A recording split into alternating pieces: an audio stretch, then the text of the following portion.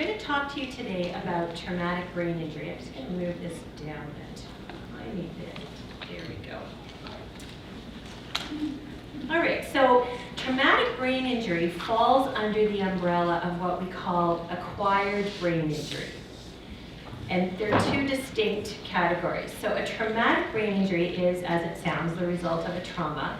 And the formal definition is an alteration in brain function or other evidence of brain pathology caused by an external force.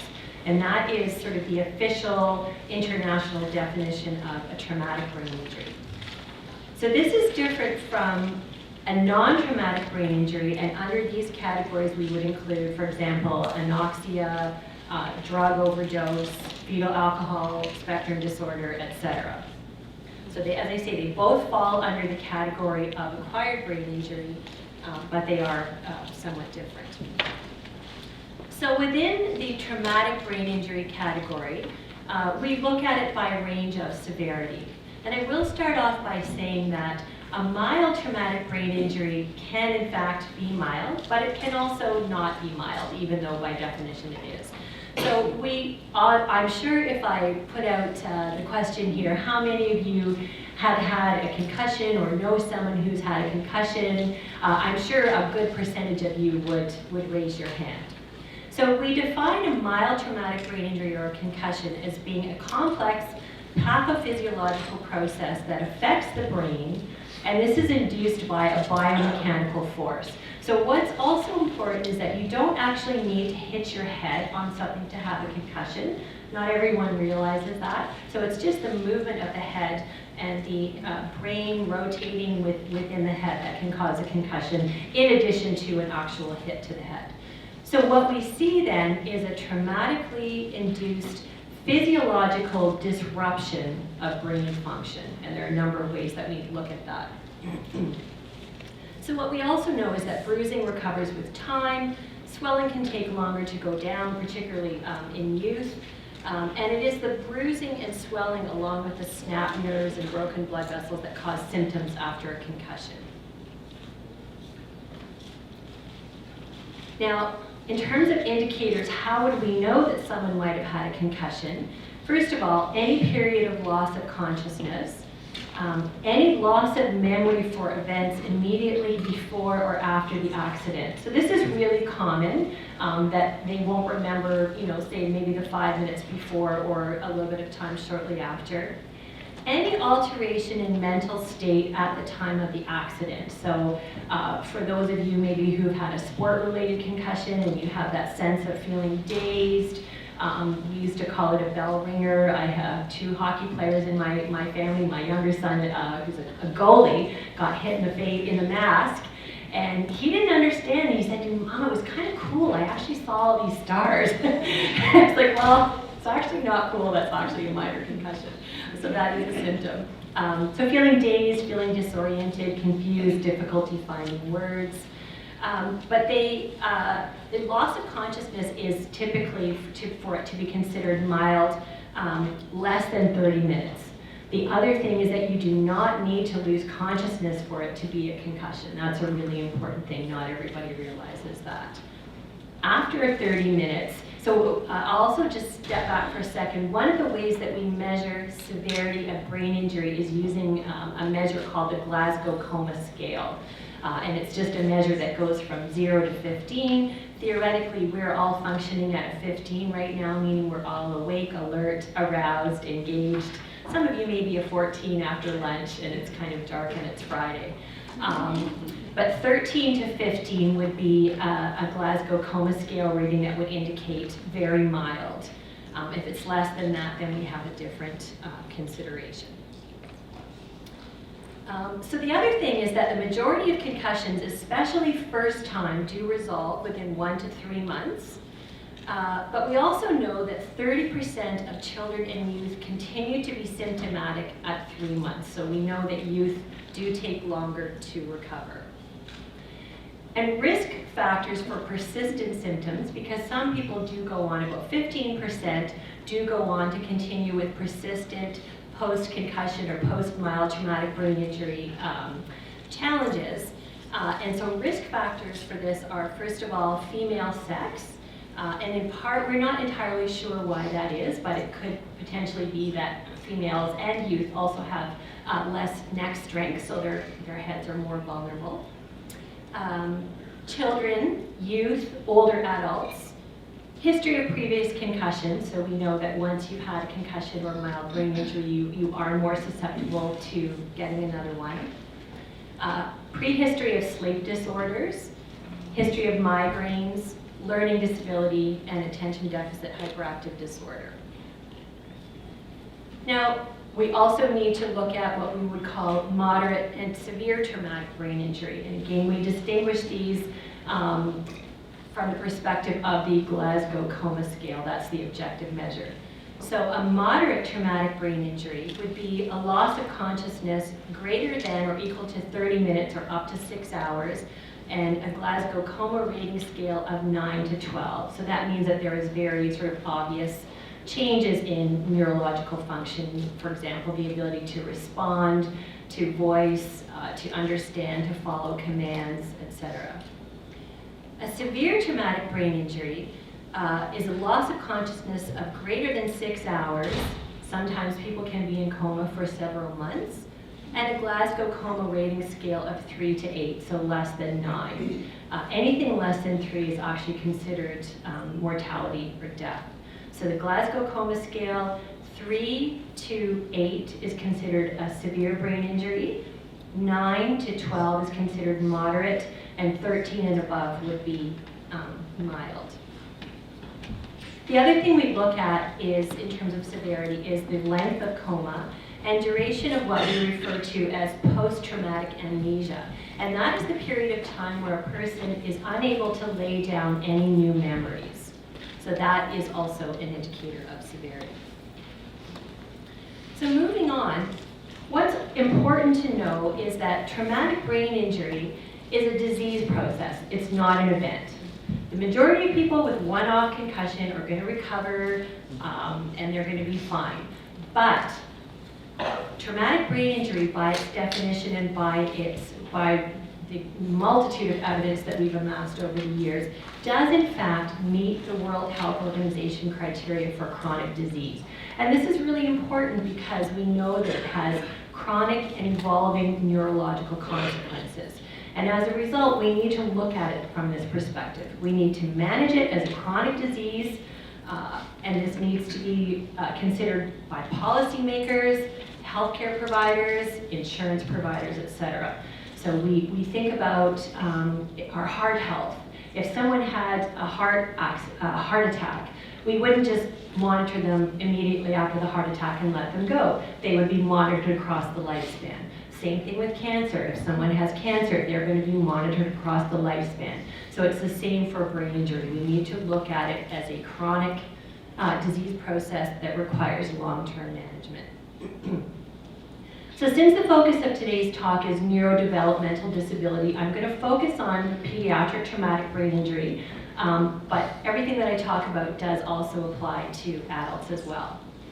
So it really is a global public health concern, and the worldwide incidence of pediatric TBI ranges quite broadly. It varies by country, obviously. The majority of injuries in kids, greater than 80%, are considered mild. But what's interesting is that this is statistics from Ontario from 2015. 1 in 5 middle and high school students have reported having suffered at least one head injury that knocked them unconscious for more than 5 minutes or required overnight hospitalization. So it's very common. We also know that there is a bimodal age distribution, and typically described with younger children aged 0 to 4 are at most risk, and then adolescents and young adults 15 to 24. Those are at the highest age risk for sustaining a traumatic brain injury, with an overall prevalence of 30% falling in those two. We also know that after age 3, males have higher rates of TBI than females, and that's across the whole spectrum, across the lifespan. And we also know that a third of children and youth who have experienced a TBI have gone on to have one or more additional injuries. There's also a significant link with alcohol, cannabis, energy drinks. Frequent users are showing significantly higher odds of head injury in the last year than their peers who do not use substances, because it goes along with those risk-taking behaviors, impact on judgment, etc. We also know that approximately 50% of youth in the criminal justice system have a history of traumatic brain injury. In the adult criminal justice system, the data ranges approximately 80%. So how are kids different? Well, first of all, we know that the composition and mechanical properties of their head and their brain are different than an adult, making them more vulnerable to an injury. We know that they recover from TBI at a slower rate. And we also know, and this is one of the really key take-home messages here, is that pediatric traumatic brain injury can result in what we refer to as later developmental emergence of deficits. So what that means is that if I have an injury at age 5, and I have diffuse injury across my brain, and we know that our frontal lobes really start to come online around early adolescence and continue to develop probably almost until we're 30, that problems related to challenges in frontal lobe development may show up years down the road, but in fact be related to that original injury. So we know that problems can occur at each developmental stage, and so what happens is that because the youth has difficulty with each transition stage when they're expected to make those developmental gains, and it's around that time when the challenges show up. So we really need to keep the doors open for services, and they need to be monitored at the very least at every transitional stage across the lifespan. And as I said, the frontal lobes, which are the areas of our brain that are responsible for our goal-directed behavior, our working memory, our ability to inhibit or modify our behavior, they are particularly vulnerable to injury. So as I said, new emerging behaviors, challenges, what we call cognitive stall, can be related to the injury, and we need to keep those doors open. We also know that traumatic brain injury, like many of the disabilities or challenges that are being spoken about today, are often hidden. People with brain injuries look the same as anybody else. And so these challenges, again, consistent with many of the other developmental disabilities, can be misinterpreted as poor behavior and lack of motivation, when that's actually not the case. So kids with TBI and adults with TBI often present with impairments in language development, cognitive communication, and social communication. And when I use the term cognitive communication, I'm referring to a bidirectional relationship, meaning they impact each other, between language and communication and cognition. So cognitive communication disorders refers to any challenges with aspects of communication, so listening, speaking, gesturing, reading, writing, and thinking, that's affected by disruption of cognitive and cognitive processes, including attention, memory, organization, problem solving, etc. So all of you right now are using your cognitive communication skills to follow and understand, hopefully, what I'm saying, to pay attention, to sustain your attention, block out distractions, integrate what I'm sharing with what you already know, and forming that into a schema. So those would be examples of cognitive communication. And we know that these cognitive communication abilities are integral to the ongoing development of emotional, cognitive, and behavioral function. So let's take a quick look at the impact of TBI and communication. So we look at alterations in social communication, which can mean difficulty with what we call theory of mind or interpreting mental states of others, being able to recognize that other people may have a different mental state, interpreting social cues, emotion, we see emotional changes, either heightened emotion, very labile, and we also see the opposite where individuals have blunted emotional responses. We see increased prevalence of depression and anxiety. I've talked a little bit about the cognitive challenges. Behaviorally, we see emotional problems with emotion regulation, poor impulse control, and then I also spoke a little bit about the challenges with communication. So one of the main challenges for individuals with brain injury is their ability to selectively attend to relevant information and filter out distractions. And what's interesting is when you work with kids and adults too, particularly in a classroom setting, all of us were taught how to highlight, right? How to, when we're studying, and we highlight the key points, and then we make our study notes, and we take this amount of information, and we break it down, and we break it down. But many people with TBI don't know how to do that. They highlight everything. But really, at the end of the day, our brains really only need about 10% of all of the stimulus that we bring in the day. So they lack that strategic thinking, that ability to identify what's most important. They also have challenges in looking at complex information, and they need supports to do so. So we know from a neurodevelopmental long-term perspective that these impairments can have significant impact on community reintegration, academic and social success. So what's important, though, is that severity of a traumatic brain injury is not the sole predictor of outcome and performance, and that's a good thing. There's many other things that contribute, age at time of injury, but family and school and community support is critical. Access to ongoing rehabilitation. The other thing we know is that in addition to the later developmental emergence of impairments, of course we know that there are windows for development, and skills that are undergoing development at the time of injury are also most vulnerable to ongoing impairments. So I'm cognizant of time. So these social communication, I think these are, again, one of the important take-home messages.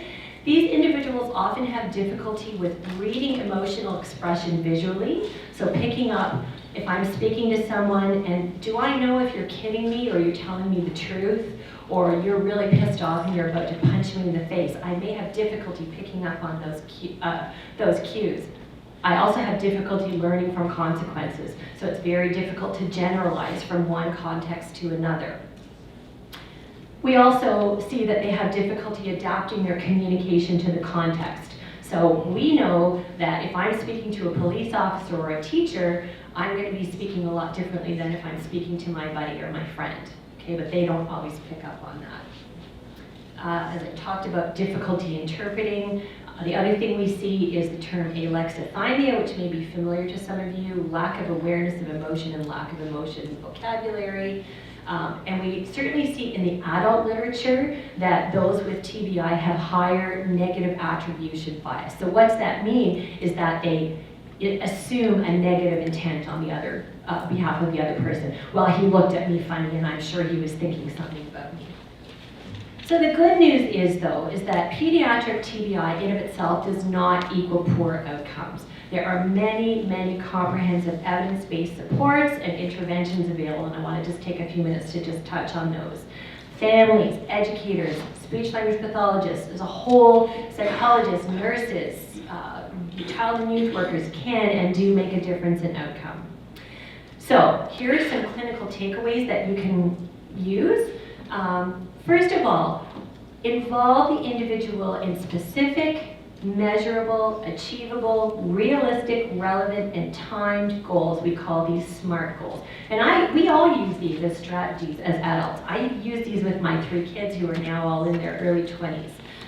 We use something called goal attainment scale. I'm giving you the access to all of these resources. They're all included in my slides. Facilitate the development of insight, metacognitive awareness. Well, how's that working out for you? Well, what happened when you interrupted Mrs. Smith in class? What did she say to you? How do you think she felt about that? What could you do differently next time? Be the person's external brain, okay? So we talked about that frontal lobe development.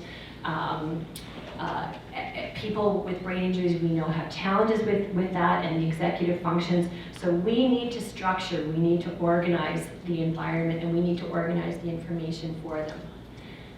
Some of the most important things: slow down, limit presentation of information to compensate for processing impairments.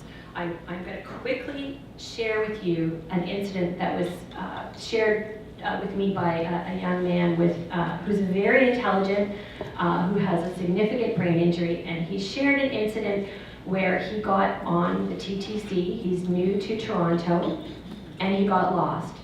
And he has a bit of agoraphobia and claustrophobia, and he's anxious, and he was moving slowly, and a transit worker came up and misinterpreted what was going on and challenged him. Why are you moving too slowly? And immediately the stress response kicked in. And so he hesitated, and he stumbled, and maybe he looked like he was using substances. And so the transit worker said, well, show me your proof of payment. And then he got all anxious and he couldn't find it, and he got even more anxious and he couldn't articulate what was happening. And then he was slowing down the whole line, and so the transit worker brought in another transit security person, and they turned this whole thing into a huge situation that was not a situation, and this individual ended up having to go to Emerge. And because it was literally a misunderstanding that he was slow to process, he needed a calm, he needed a minute to just, rejig, time, etc. The other thing is to provide education to the person themselves and to those who are working with them around the person's strengths and challenges, so that we know. I mean, we all have our issues, right? So we just kind of need to know about it and support that. Ensure consistency of approach across environments wherever possible, because for individuals with brain injuries, like many other neurodevelopmental disabilities, consistency is key. They can function well when there are very clear expectations. It's when something unusual happens and they lack the ability to kind of think on their feet and modify. So this is another great one. Again, we all use this. I use this with my kids. Goal, obstacle, plan, do, review. And this is from the wonderful work of my dear, now passed on colleague and mentor and friend, Mark Ildesacker. There's tons of stuff available online. Again, I put links and resources for you at the end of the slides. So we start off, this helps the person with self-awareness of strengths and limitations. What's going to be hard about this task? What's going to be easy? What is the goal that we're trying to do? What are the potential obstacles? Then we create a plan. Well, how are we going to figure this out? I used this when my kids were younger and they wanted to buy a new PlayStation and they were going to pay for it. And I have 3 kids and they had to figure out how they were going to do this. Then they have to initiate the plan. They have to inhibit those distracting behaviors. And then they have to come back and self-monitor. This is where the review process comes in. Well, what worked? What didn't work? Then we talk about the strategic thinking and acting. What do we need to do differently? Flexible, shift setting, adjusting, okay, giving that feedback. The other is the big deal, little deal, okay? Everybody, responds with a heightened emotional response. So it's helpful to work through, well, is this really a big deal or is this a little deal? How do you know? Not everything is a big deal. Creating the everyday routines, understanding the impact of other contributing factors, and celebrating successes.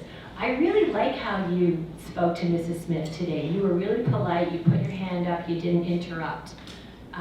Or today you seem to have some challenges. Let's talk about what we could do differently.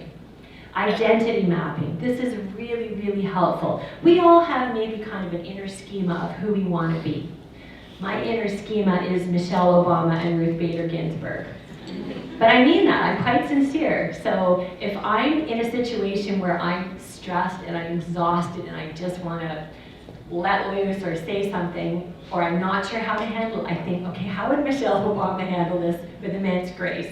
And so that's kind of my inner schema for, well, what would this person say? You want to be, you want to be an architect, you want to be a police officer. What would that police officer say in this situation?